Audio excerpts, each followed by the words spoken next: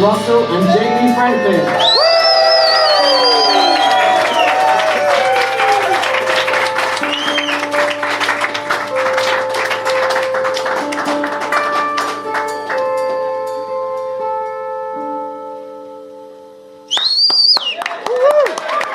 Ladies and gentlemen, Mardhys.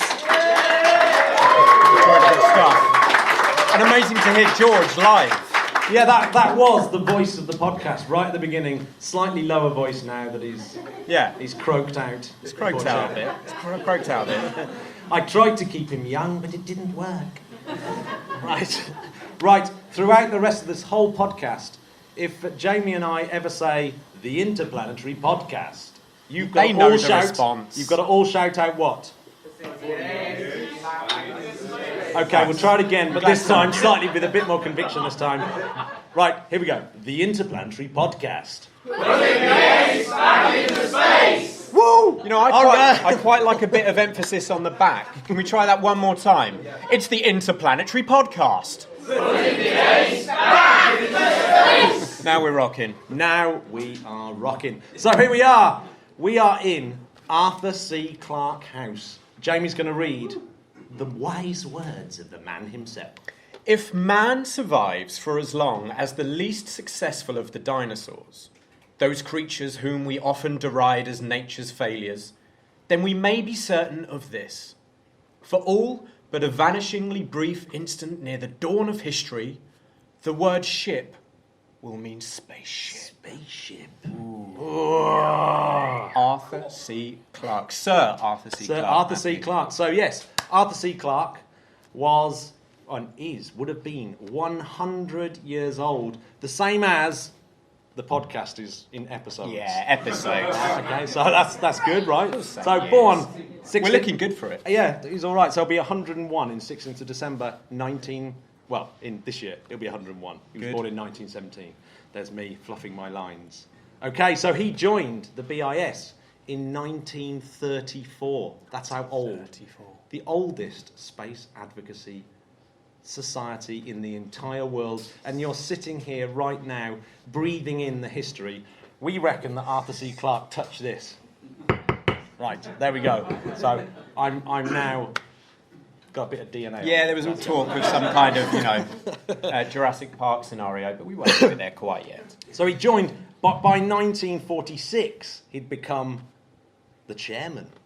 Yes, the chairman. And he did that for a year, and then did it again 1951 to 1953. But what he's most famous for, in some ways, other than his ridiculously ace science fiction, i.e. 2001, A Space Odyssey, The Sentinel, etc., etc., etc., he's quite famous for this. Space Word of the Week. What is the Space Word of the Week this week, Jamie? Matt, it's only Geostationary Transfer Orbit. Whoa, no. There's three words, but... Just Geostationary Orbit. Should we just take that? No, Geostationary Orbit. That's what I'm going Now, hands up. I know this isn't good for a podcast, but hands up who knows what this is. Oh, God. I asked that in the wrong building, didn't I? Yeah, the Geostationary... It's weird, because I asked that in the pub last night. No one knew it. Really? Weird. Well, they're not Arthur C. Clarke fans, Yeah, are they? that's true. Get this. He's so associated with the geostationary orbit, which he popularised. He didn't actually invent it. It had sort of come up a few times, but he kind of popularised it and said, do you know what? We could put communication satellites up. And not only that, communication satellites are up in this bizarre bit where, you know what an orbit is? As you sort of go round the Earth, you're falling at the same rate that the Earth is curving away from you. But there has to be a point where you're falling at exactly the same rate that the Earth's rotating underneath you. So you stay, if you look at that little picture, you stay in the same spot as it goes over. And that's known as geostationary orbit. Look at those graphics. And also known... yeah, this is... Is this 8K, man? No, we're living in the 8K? future. This is it. We are living in the future. The future that Arthur C. Clarke predicted, Jamie. He did, yeah. Yeah, that's true. Yeah, it's absolutely true. So, yes, it's called the Clarke Belt, and it's exactly 35,786 kilometres, which is what in miles, Jamie? Oh, I'm just going to hazard a guess at 22,236. Yeah, it's about that. No notes in front of me. So, does anyone know what the first satellite placed into geostationary orbit was? Jerry, you know. Come on, Jerry. It is Syncom! Oh my God. As if you're surprised, as if. What did it launch on? Probably a Thor Delta. Delta D. Yes, check that out. Someone knows their raspberries. So yes, so the satellite in a geostationary orbit will have the footprint that looks exactly the same on the ground. So it's one of those really boring satellites that when you go out in your garden at night and see satellites flying over, it doesn't. It just looks like a little tiny star and you wouldn't know any different. Poor, lonely geostationary satellite. So a little bit about where we are right now. There's a little satellite image of the British Interplanetary Society with one of its most famous achievements, which is Daedalus. Daedalus. Easy for you. Daedalus. Let's call it Daedalus. So yes, formed in 1933, and I know that there's someone from this town. Formed in Liverpool. Shout out for the Liverpool Massive. Yes, Chris, that's it. Yes, Hand Chris up. Garner, yes. I hope that's the hardest question you're going to ask. That's it. It is. You've You're answered done. it, right? You're done. So, what has the BIS ever done for us? Go on, hit me, Well, Jamie. Matt, in the 1930s, they devised a project of landing people on the moon by multi-stage rocket with a lunar lander, very much like Apollo. So yeah, Think of that. they invented. What I'm trying to say here is they invented space flight. Pretty much. Pretty much. Not in this building, but the people involved. Right. So, R.A. Smith, and I've mentioned this book that I managed to procure from Amazon for about $5, but which he invented the coelostat, the first navigational mechanism which would cancel out the rotating view. It's the first space instrument ever invented. My favourite kind of stat. What else? Well, they also, Smith also authored and illustrated the 1947 book, The Exploration of the Moon. Text by? Text by Arthur C. Clarke, of course. Which inspired John F. Kennedy and Stanley Kubrick. Absolutely. Right? So, yeah, absolutely. 1978, the Society published a starship study called Daedalus, and there it is. Daedalus is the first proper study by Alan Bond, who we interviewed earlier on this year. Literally a genius and should be. So he looked at actually flying to another star, in this case Bernard's star, and he devised this. He and the team at the BIS devised how they were going to get it, and that is it. Am I right, Jerry? Am I telling a complete porcupine? No. Am I right? I've you. No porcupines yet. Go. What else have they done, Jamie? Come on. Matt, in the 1940s, the group had planned for a suborbital space flight by converted V2 rocket as Mega Rock. Mega Rock. Yeah, That's my kind of rock. Yeah, that's if only they'd carried on with that, and Britain could have been the first. You know, we could have had our own John Glenn or Yuri Gagarin. Yeah.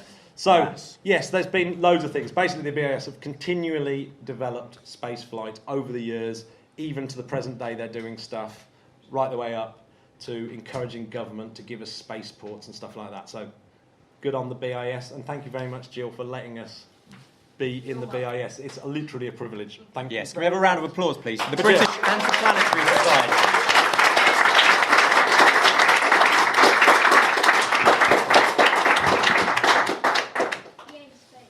Okay. Yay, space. I like that. More shout-outs of that, please. Well, the Interplanetary Podcast.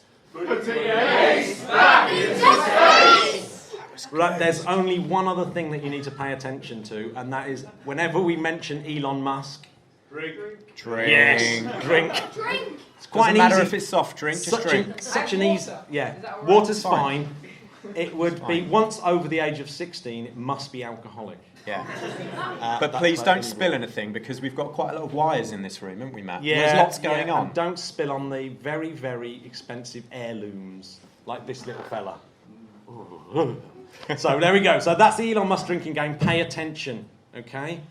Right. So what else is celebrating its 100th other than Arthur C. Clarke, the Interplanetary Podcast? It is Ariane 5 flew its 100th flight, and they did this deliberately to as a mark of respect to the podcast. It's almost like the planets have aligned, isn't it? Absolutely.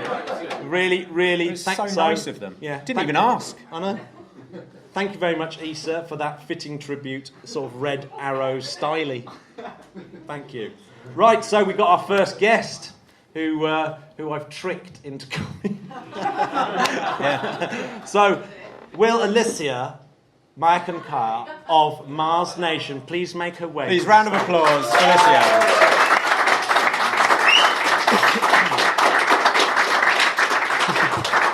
Have we got you? I think we got you on slightly earlier than we said.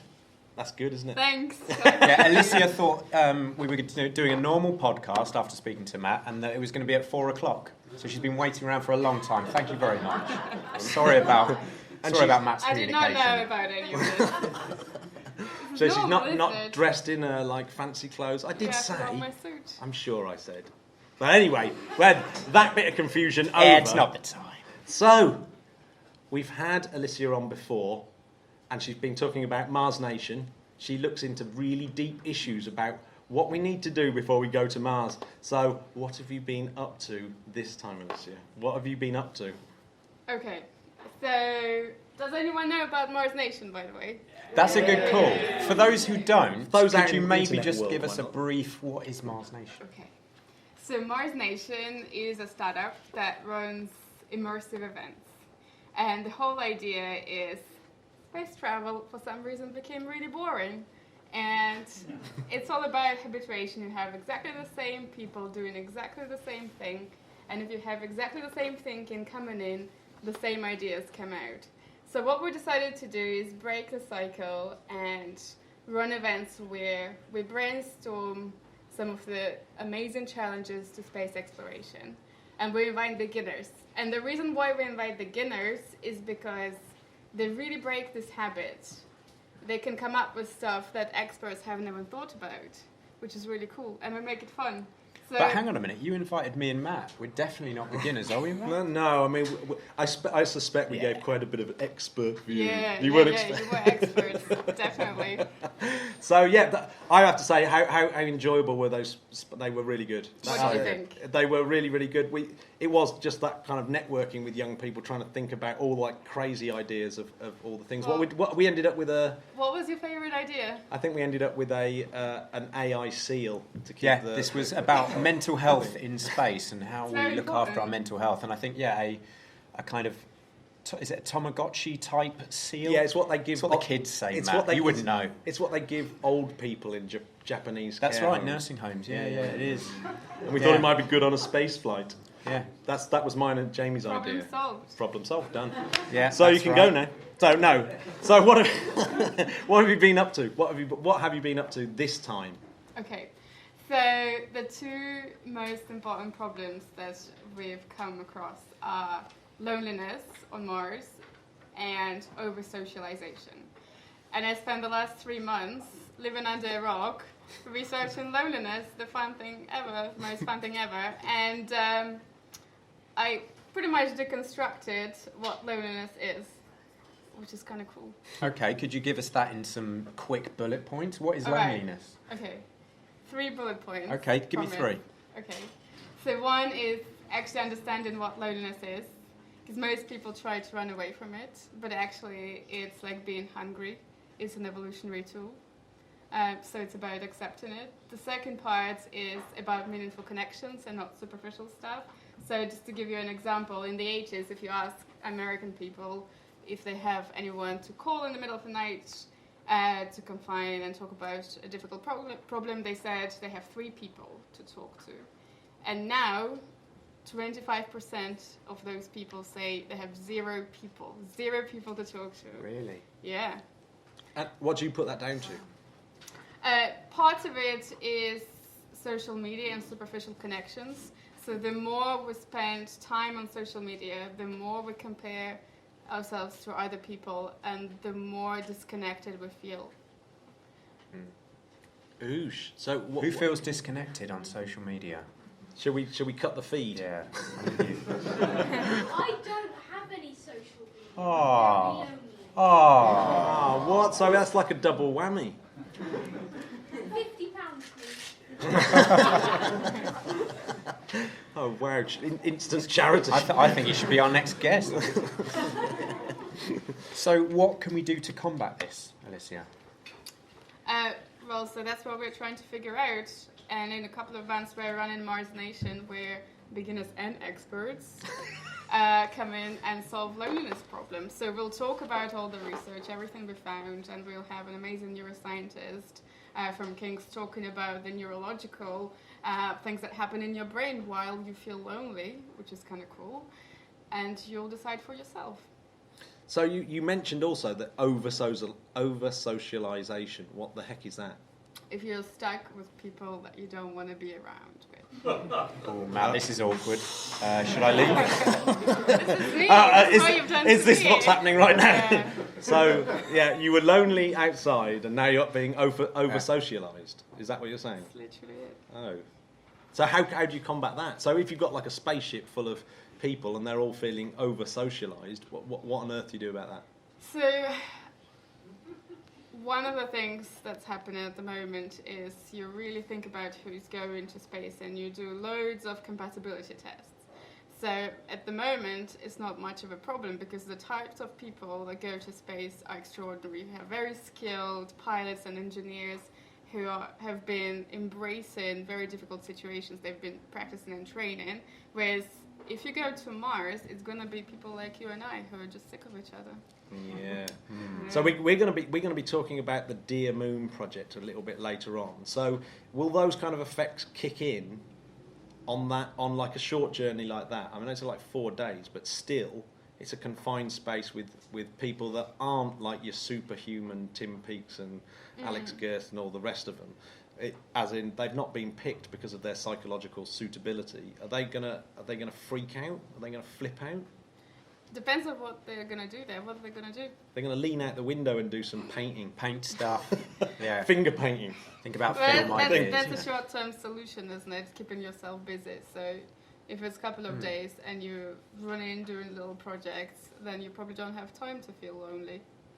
That's very true. So how quickly does loneliness kick in?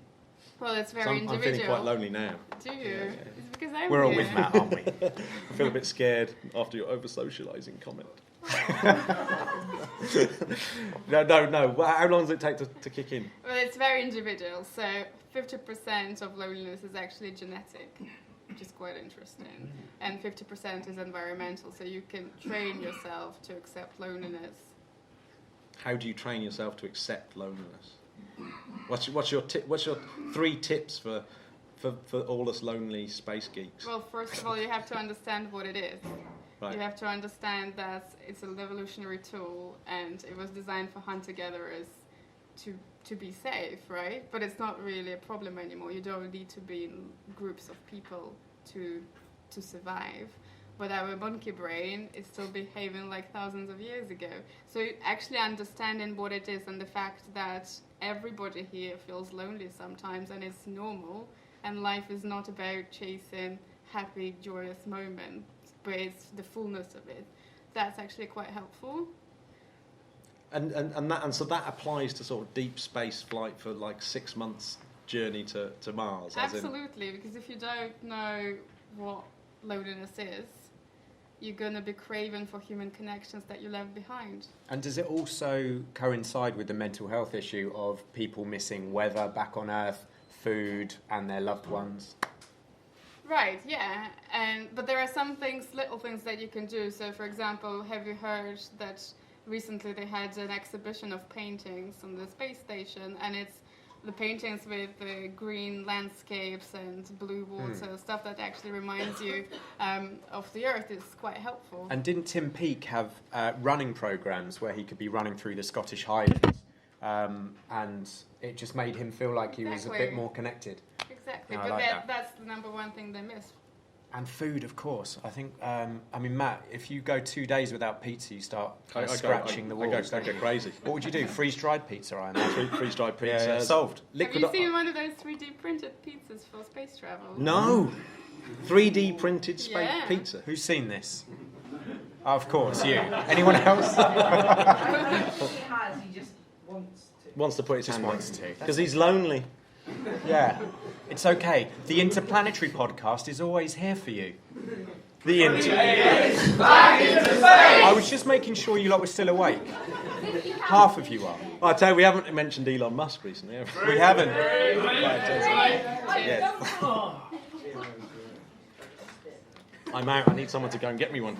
So, Alicia, what will the research from Mars Nation do? Where will it go? So we're looking. Apart from Mars. Clever clocks.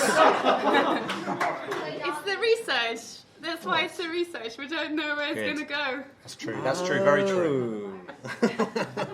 But any ideas? So we are prototyping loads of different types of solutions for different parts of loneliness. So one is understanding what it is, another one is connections, and the third one is things like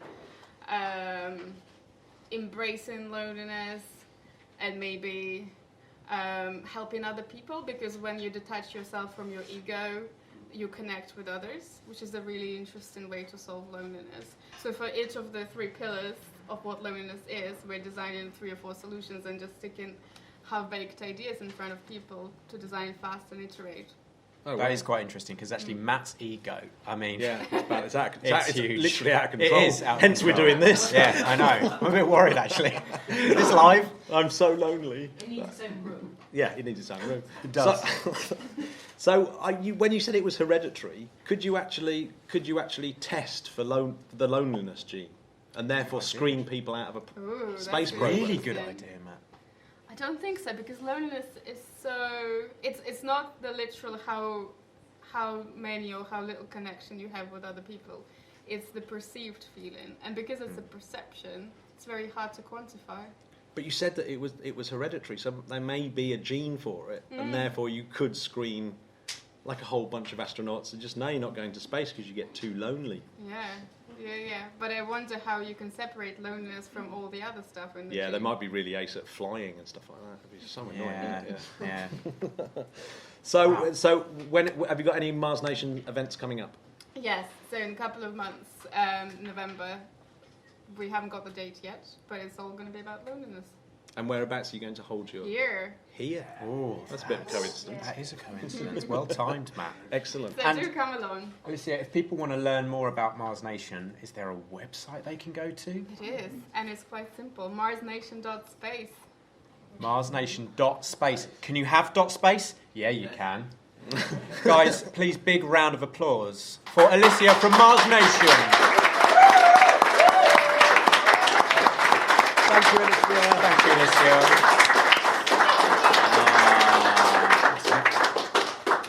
So here we go. We're going to a little bit of a rundown on a bit of space news. I have to say the Japanese have been absolutely kicking some ass. They have been killing it. So yeah, have you been? Who's been following Hayabusa 2?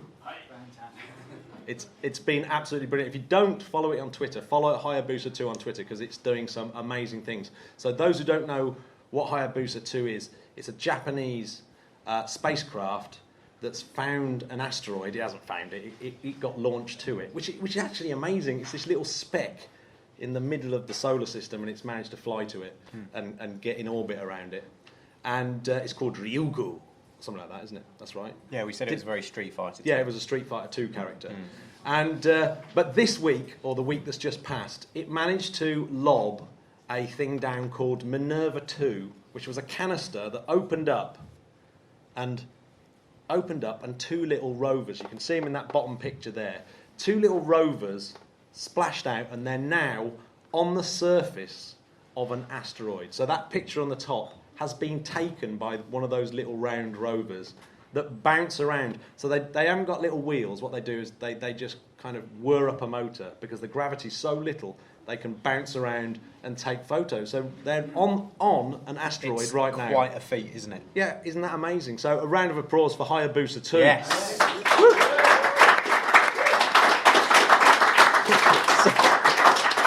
But even more amazing, so Hayabusa 2, it's done that, but it's got more tricks up its sleeve. It's got another rover, a German rover, tucked in its little belly that it's going to drop down. It's going to drop down. And then it's going to release Minerva 2, if that's a bit confusing. Isn't that just 4? No, because Minerva 1 was on a previous Japanese mission, and then Minerva 2 is split into two parts, Minerva 2 and Minerva 2. But Minerva 2's got another rover inside that's going to bounce around and take pictures. And then Hayabusa 2 itself will lower itself down to the asteroid, scoop up a little bit of dirt, then it'll go back up, and it fires like bullets into the ground, and then blows bits up, scoops as much dirt as it possibly can, and then will fly back to Earth and give us some of the samples off the asteroid. That is pretty mind-blowing, isn't it? It's a kick-ass space program. It really is. Well done, Hayabusa 2. So, also in the news this week has been another Japanese space company called iSpace, who have got a launch on a SpaceX, or booked a launch with SpaceX. SpaceX are just going to drop them off in orbit, and then they've got to make their own way to the moon. You might notice that Hitchhikers. Yeah, they're hitchhikers. It looks very, very similar to the lunar lander designed by the BIS, if I'm not mistaken. So that design still lives on. That little rover that's popping out the bottom there was part of the X Prize, or based on the X Prize that the same company was working on. So they hope to do that by 2020 and 2021, which is pretty cool, isn't it? It is going to be a good year, that, isn't it? Yeah, so that's pretty scary stuff. And then next, still with the Japanese, today, a couple of astronauts on the ISS managed to wrestle a massive HT-7 cargo ship launched from Japan earlier on in the week and drag it onto the space station, which is no mean feat. It must be pretty stressful with a little robot arm grabbing It's stressful, pretty heavy object. Yes, I it use is. the word wrestle and grab. There they wrestle and grab. Yeah, like it's that. true. It's true. The astronauts have to use their own strength. It's not motorised in any way. So it's got fresh batteries on board. Yeah, that's always important. Double A's or triple? It's double A's, triple A's, Yeah, and a 9 volt. A couple of 9 volts. Yeah. On board, and the astronauts that are left on board, they were supposed to be a spacewalk, but the ones that were destined to do the spacewalk are going to go home next week, leaving other astronauts to go and do the spacewalk. You'd be gutted, wouldn't you? Yeah, a bit annoying, isn't it? Would be gutted. So yeah, this space station is going to be left with only 3 astronauts next week: a German, a American, and a Russian. Sounds like the start of a joke. Yeah. If you know one, I mean. Yeah. Does anyone know a German, American? No. Walk into a bar. Float into a bar. Damn. Float into a bar. And one said, "What do you do if you see a spaceman?" Go on. Park in it, man. Oh. Right. Anyway, so So sorry, everyone. Melati, who was the singer of the band Mardhys. Hello, Melati. Hey, Malati. There she is. We interviewed her dad, Ben Brahm, because he designed this amazing space telescope called Gaia. And Gaia's been in the news. He was seriously influential in making Gaia even happen. And Gaia is the most incredible piece of gear. And Melati's dad literally was the cool guy that absolutely got it working. So we should... Let's have a round of applause. Malati's dad, come on. Absolute legend. But get this for cool. So remember Oumuamua. Say that once again, Matt. Oumuamua. I love that you pronounce the H. Yes. Oumuamua Well, I think they missed a trick because Arthur C. Clarke wrote about a story about an interstellar traveller almost exactly the same as what happened with Oumuamua. Convenient. Convenient, huh? So anyway, Oumuamua came in from, it was the first spotted object from another solar system, and it's that cigar-shaped thing in the right-hand picture there. And very, very clever scientists. From where are they from? I'm sure I've put this in my notes. Balla and Jones et al. Have written a paper for the Astrophysics Journal, and they reckon that they've narrowed down 4 possible solar systems, possible homes that Oumuamua came from, which I think is absolutely incredible. As in, from all the billions of stars in the galaxy, they think that they've nailed it down to a possible 4 candidates. That is pretty incredible. Yeah. And not only that, Gaia has been in the news again because it's managed to kind of capture a ripple in our own galaxy where we've had a close encounter with another galaxy, and it's sent a little shockwave through the galaxy. Like Tommy Cooper. Yeah, it's a shockwave. And it's managed to capture that. So a couple of things out of all the data that's pouring out of Gaia is in the news. So that's pretty cool. Does anyone remember the chocolate bar called Ripple? It's good, wasn't it? You just reminded me of that. We're about to speak about Milky Way and then Galaxy. Galaxy. Mars. Can we think of anything else? Spira. I Mars. don't remember that one. Was there ever a chocolate bar called Comet? Comet? No, I don't think so. You must remember the Oumuamua. It's one of my favourites. Yeah, I couldn't eat a whole one. So yeah, that's... It wasn't chocolate, it was cigars. Good. Oh. It was a reissue.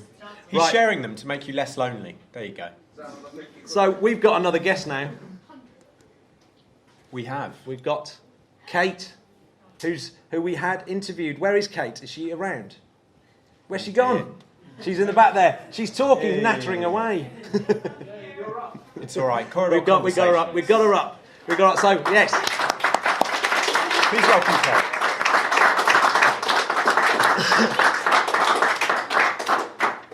Hello, Kate. Hey there. Well, firstly, thank you for coming. And can you explain to people who you work for, what you do? All right, it's complicated, but basically, They can handle it. the latest thing is that I was participating in an analog mission as a crew medical officer, and we were pretending to be on the moon for 2 weeks. So that's the latest one. And how did that work? What were you doing to pretend that you were on the moon for 2 weeks? Okay, so first of all, we were in isolation. So no sunlight, it was a confined space. So in size, it was about the same as ISS, well, roughly. So it wasn't a lot of space. We lived all together, there were 5 of us. We did everything together. We didn't know each other beforehand, so it was an interesting experience in team dynamics.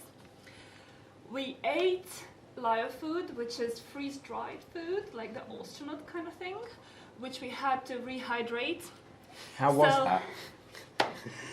Oh my god! Yeah, that's not please good. don't ask. Well, yes, it's different. Okay. Okay, understood. It's a challenge.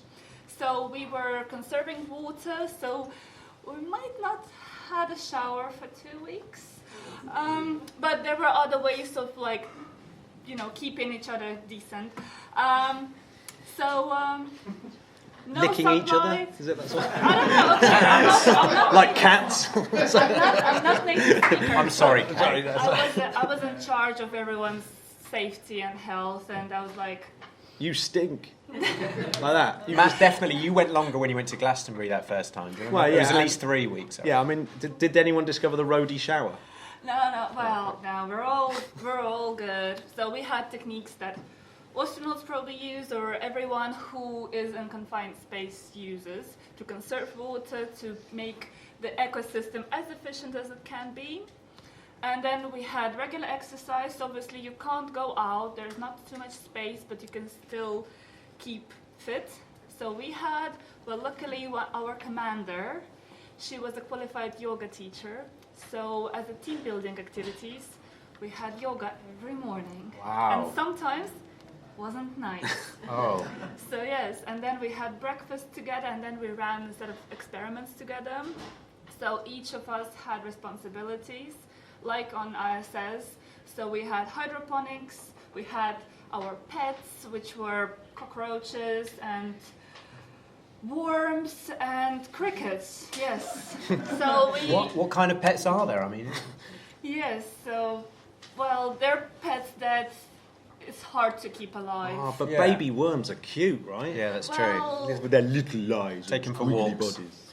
in meteorite soil, they're not happy worms. Oh, to be no, honest. yeah. Well, I can't tell more because I'm not involved in that experiment, but apparently it was interesting for someone to know why they live for a certain period of time and what happens and why it happens.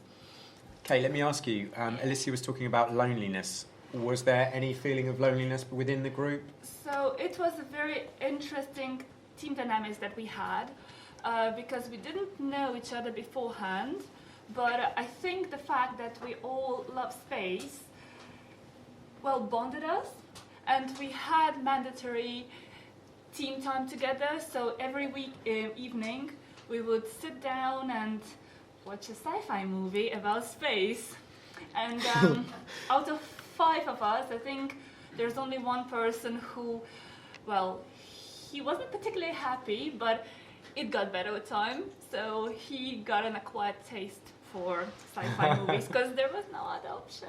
What kind of movies are we talking about? So, Expanse. Okay. We were trying to watch Expanse every evening or so. We seen Arrival, you know, about the Yeah. communication. See, you liked that. I love that you hated I it. hated it. We Sorry. basically every movie we ever see, you like. Apart from Blade Runner, we both agree Yeah, on. Blade Runner. Yeah. And then we watched Matrix, well, which is very That's not really not a space, space. no, but it's future and Yeah, yeah. technology, and it's a classic. So yeah, things like that. So lots of things. And in terms of loneliness, because we had to keep our outside world communication, well, we couldn't, so we had to cut everything basically. We could communicate with our lecturers or our supervisors, researching supervisors, by email, but that's about it. And it was a bit difficult because there is life outside, but actually you have the whole new life in your little moon base. So, and you have to get on with people. So, okay, we're going to mention Dear Moon coming up, which I know we're both pretty excited by. But if you had to give any advice, having been through this, to the artists and astronauts going up, what would you say is the big tips? Don't go. Oh, no. Definitely go. Don't go with someone who doesn't like sci-fi movies. Could be one. Okay, you put me on the spot. I don't have good advice. I'm full of bad advice. That's all right. That's all right too. Yeah. No, being honest with people, I think it's important. So if something is wrong, you say what bothers you, and then you can work all together to fix it. Because if something is wrong and you don't communicate, well, people are not mind readers. So luckily we had an amazing team, and everything worked out so well. So I made great friends, hopefully lifelong friends now. And we were all very different, but we all learned something from each other, and it was great. And if you could, would you join the Dear Moon mission? Absolutely. I don't know much about it, but it sounds great. How long does it take? You have They to, say be like 5 days, you have to be an don't artist. Yeah, about 5 days. It's Matt? only 5 days. Oh, yeah. I'm so artistic. I just Exactly. discovered it right now. We'll let Elon know. Oh, because you've been in high. So yeah, 5 days is good. 5 days. Yeah. Yeah, so you were telling us, because obviously you talked about this before you went in, before you Yes. popped in. So your experiment, if I'm correct me if I'm wrong, was to see if you could operate remote telescopes from the moon. Yes. So how did that go? Well, it was very interesting experience because I had to I had to communicate with my crew commander to arrange time, because it's a 6-hour slot. So we had to move my schedule around, because every day we had a fixed schedule for every team member to follow. So that day, when I actually got the slot from the telescope people, we had EVAs. So it was a bit busy day already, and I had to talk to her and explain that things happen and we had to rearrange it. And I had to stay most of the night awake, and I didn't sleep very well for the rest 3 hours that I had. And the team had to support me. And yes, it is possible. The answer is possible, but it's harder than it looks. Yeah. So you did actually get some really useful data from that. Yes, from that I experience. did. Yeah. I did. But to my surprise, actually, I was running a few more experiments. So I was handed over some other research from other people from the previous missions. So the workload was a lot heavier than I expected, or I don't know what I expected, to be honest. I think from the conversation we had before, I didn't know what to expect. So we just showed up, and there was lots of data collection. There were lots of tasks that we had to perform, including EVAs, which is extra-vehicle activities. Matt knows all about it. Yeah, Yes. we talked all about So it. we would put our spacesuits on and do all the checks, and we had special protocol to follow, and it takes time. It takes time and effort, even though you're performing something really simple, but with all the bulky equipment, it becomes quite challenging. Yeah, we were talking about that. Did you actually start to hate your spacesuit? Well, we wish that we could wash it maybe, or like, Yeah. not in the sense, but like moon dust. We had moon dust issue, so it exists, even on Yeah. imaginary moon. So yes, and it's very different experience. So, Like, are there any other projects that you've got coming up in the next sort of few months that you can talk about, or? Well, I will be applying to participate in some projects, but I'm also gonna be, I hope to work with the same Lunares and their managing company, Space is More. I hope to work more with them to maybe create some improvements of the existing simulation, because it's a great foundation. They have great facilities there. It just can get better, isn't it? There's always possibility to become something bigger.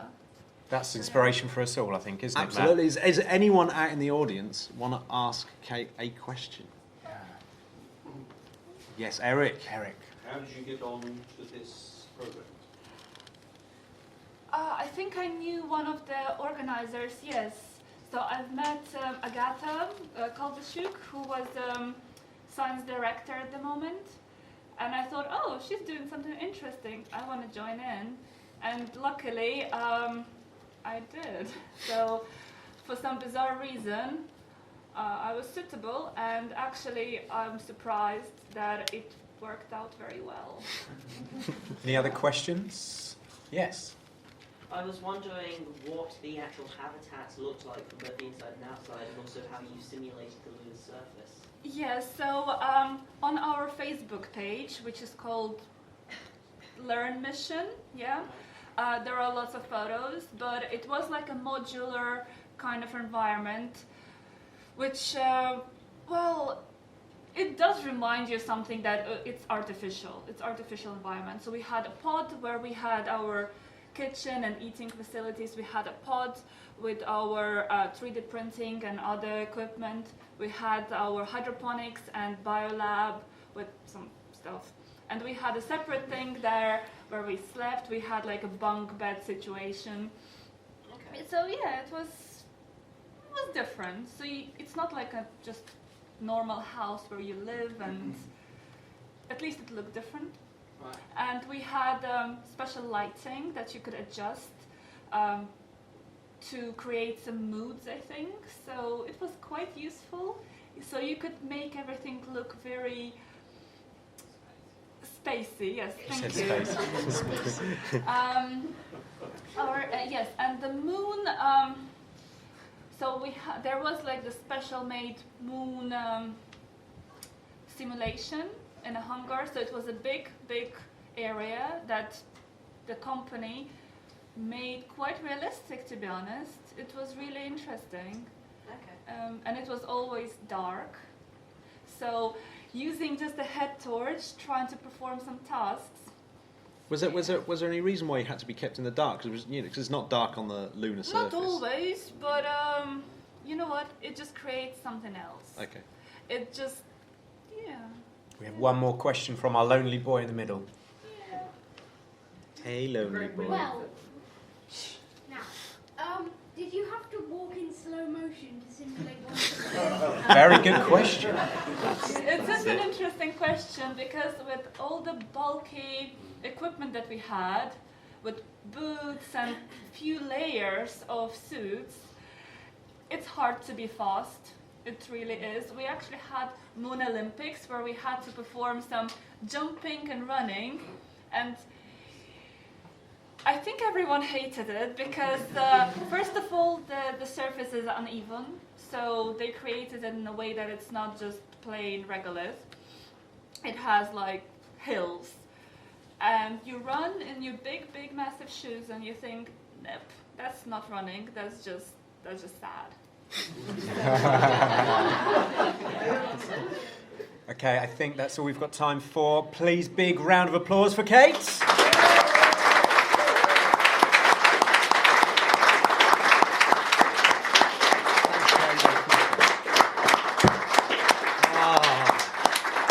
The Interplanetary Podcast. Oh, It's getting better. This is getting better. Really It's is. because they're getting more drunk. Because we're going. Matt, who's that guy at the giving At the the bottom. the piggyback? Who is that? What did you say? Elon Musk. Now, does anyone know the name of the person who's on his shoulders? He's a rich guy. He's very rich. He's a billionaire. Yes. Anyone know his name?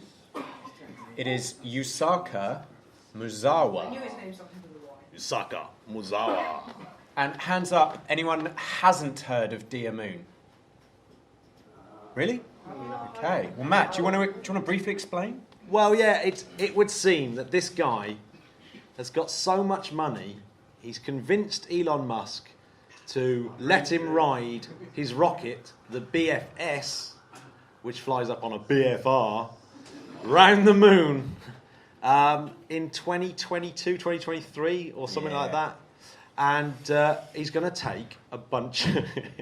yeah, right. He's going to take a bunch of artists with him. That's the whole idea. He's going to take a whole bunch of artists to go around the moon. So I've got a question for you all. If you were going to take an artist round the moon, who would you take? Who would you choose? You've got one. You've each got one. Go, we've got one. Paul McCartney. You take Good. Paul McCartney. Good, yeah.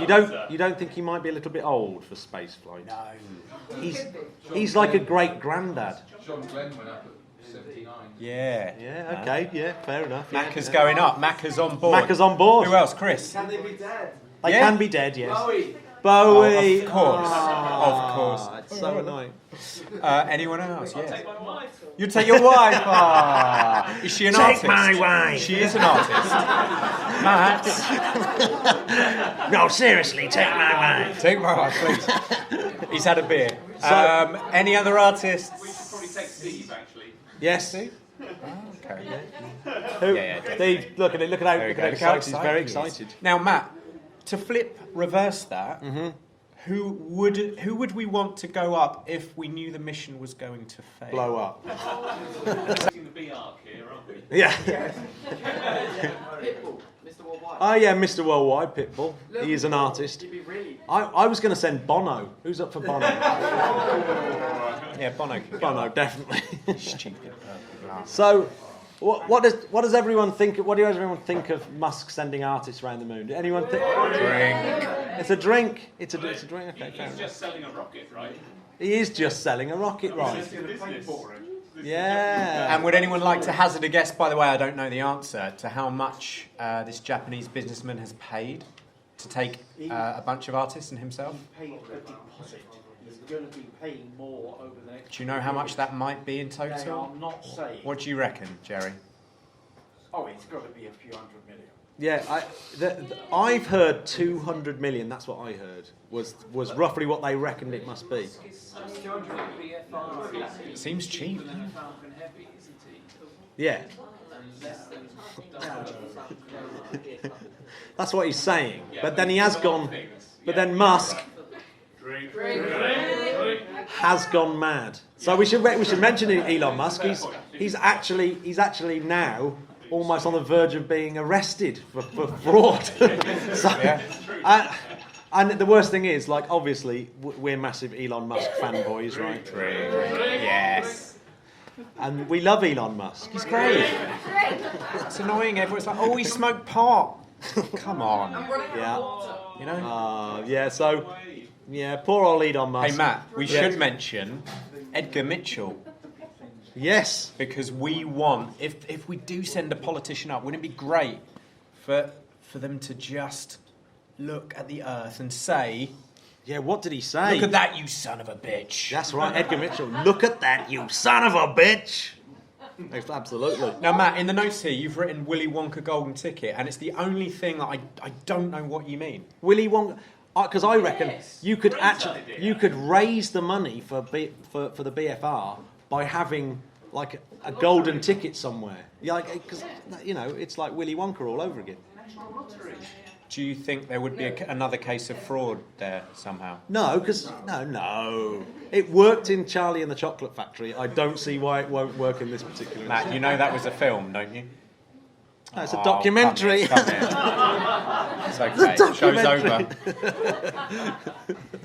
Yeah, that's so exciting. Do you know what I put in the notes, which was a little bit depressing when I just read it just then? Go on. Where it's like, is the reason why we're sending artists to the moon is because there's no more science to be done there? Oh, man. Surely not. No, okay. So, no, I think it's a great idea. I think sending a bunch of artists, because Alicia actually said this earlier on, space flight's a little bit boring sometimes when it's just a bunch of astronauts going on a truck up to the International Space Station. Oh, yeah, so maybe like sending a bunch of crazy, nutty artists up would be really good. It would be quite interesting. And actually, if you send Bono, you might drive better some. Exactly. He might actually do something decent that he hasn't done for 30 years. First rounds are great, but I'm actually my vote. Wait a minute. Did you say Bowie or? Bono. Oh, thank God, because I was about to flip the desk. Said Bono.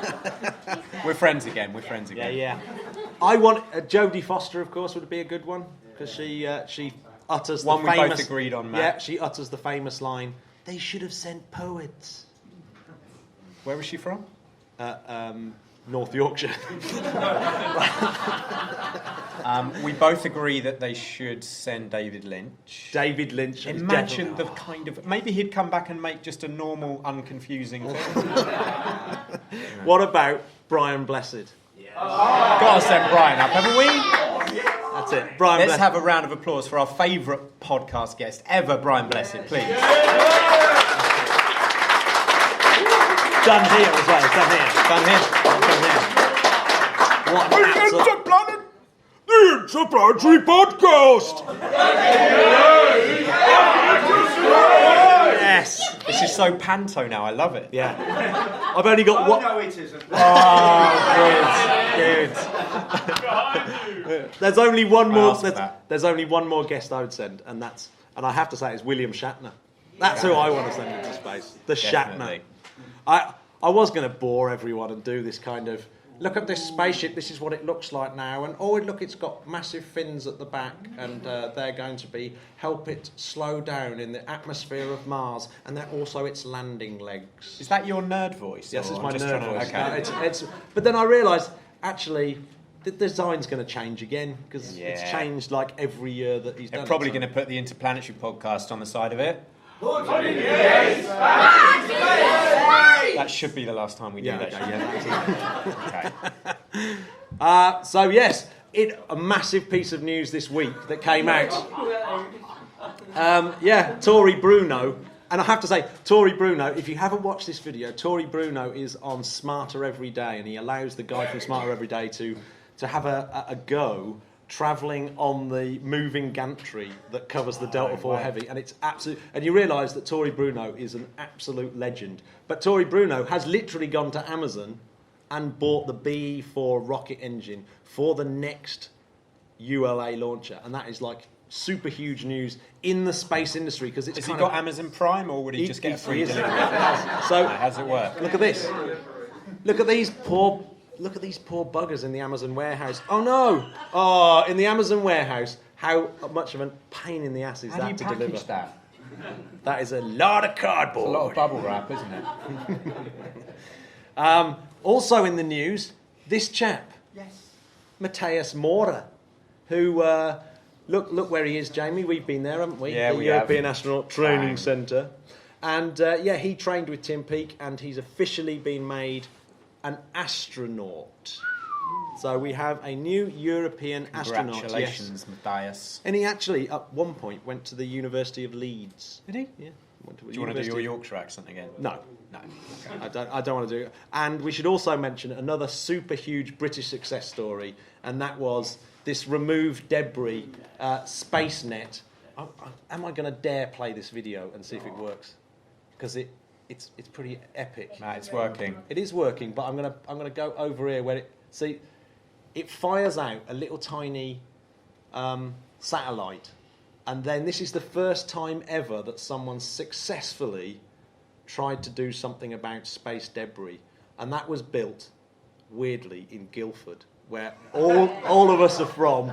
The band and myself all met in Guildford, and that satellite is made in Guildford, and it's a remarkable piece of. It's absolutely genius, and it's got a few more experiments to go. It's got a little harpoon to go and a few other things, but it's Europe's first real proper attempt at trying to sort out the debris problem. Big up removed debris. Let's have a round of applause for it. I mean, why not? We're all about eco. It's a kind of unsung space story, which leaves us one last thing to do, and that is space fact of the week. Yes. That's it, and then you can all go home and go, thank God that's right.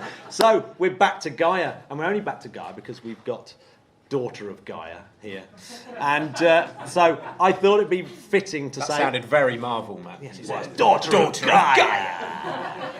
And they will be playing out with a few songs. Oh, actually, get this. Jerry passed me a piece of paper. Were you aware, Malati, that when you were doing the Set the Controls for the Heart of the Sun, a tribute to Parker Solar Probe, no doubt, were you aware that it was actually right now having its 50th anniversary as a song? No. True story, released in 1968, of course. The year of Apollo 8. So here we go. Shall we do some Gaia facts? Gaia facts. Okay, check this one out. So this is a picture by Gaia, but if you actually look, it's not just noise on there. Every single tiny speck is a star that Gaia has photographed, measured its movement and everything else. So Gaia is going to observe 1 billion stars 70 times over 5 years. So that's an average of 40 million observations a day. Matt, I liked how you said million. Million. So Matt, 1 billion stars amounts to about 1% of the stars populating the Milky Way. You like that? Yeah. Anyone like that? 1 billion is 1% of the Milky Way. And you know when Matt likes something because his voice does that. Yeah. Get this.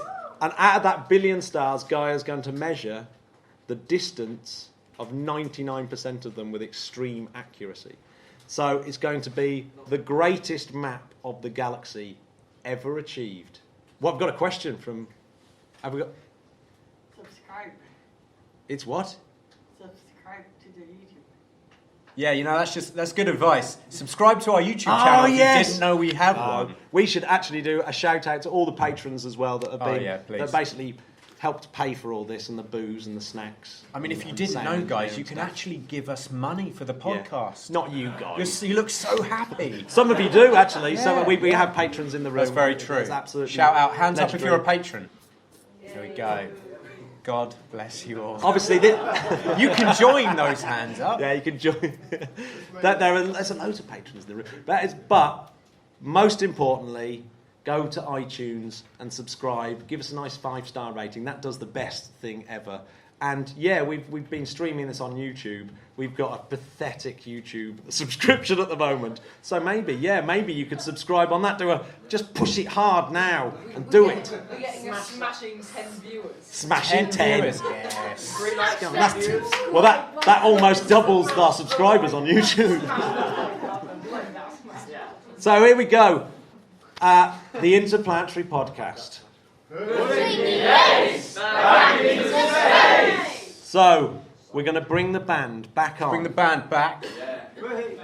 And they're going to... Let's escape, Jamie, so we can watch this from the back. Ladies and gentlemen, Mardhys.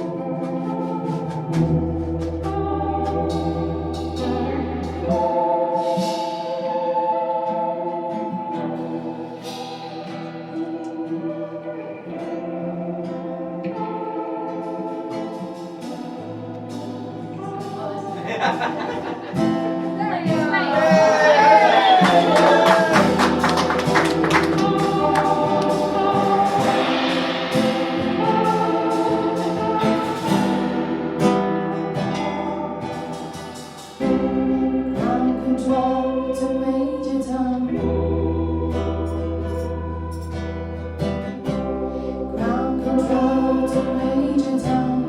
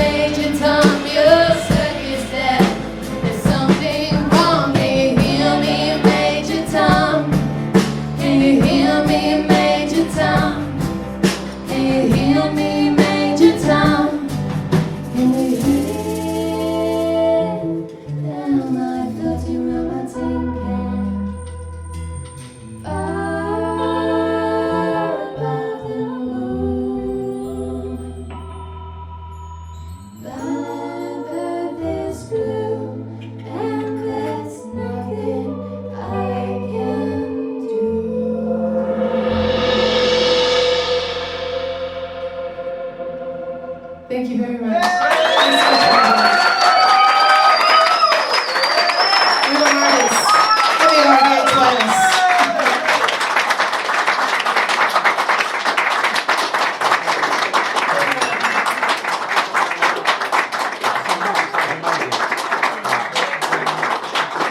I can't think of a better way to end. So thank you so much to the band.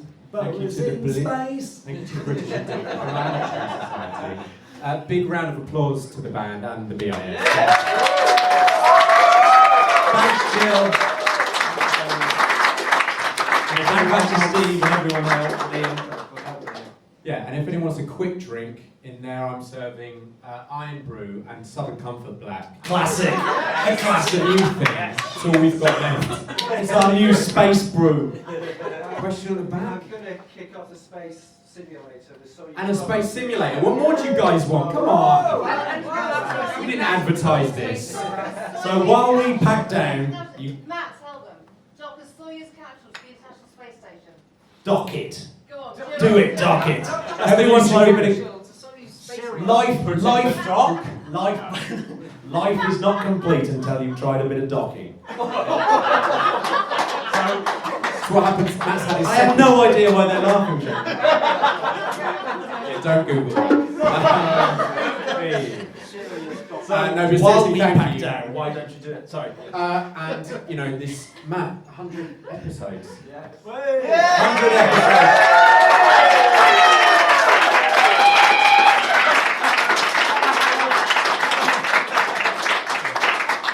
We're so cool. See, we've been working on that handshake for weeks, but no, it feels bizarre. And we're pretty surprised that anyone listens. So this is wicked. So thanks for listening, and that's it. Cheers. Mardhys.